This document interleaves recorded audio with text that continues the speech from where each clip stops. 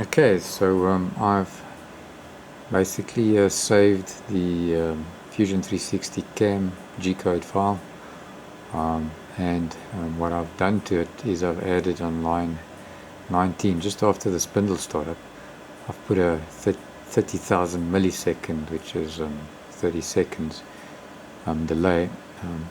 Basically that's to allow me the time to manually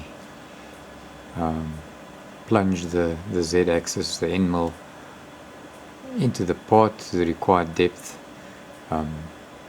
and then allow the machine to then follow on from that and continue cutting the actual slot. So I'm going to save that, and there we go.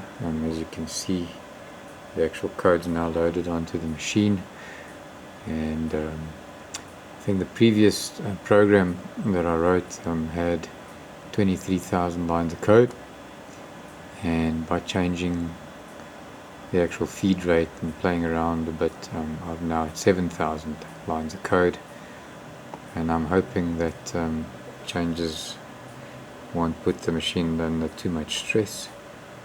I guess the next step is to actually test and see how it works.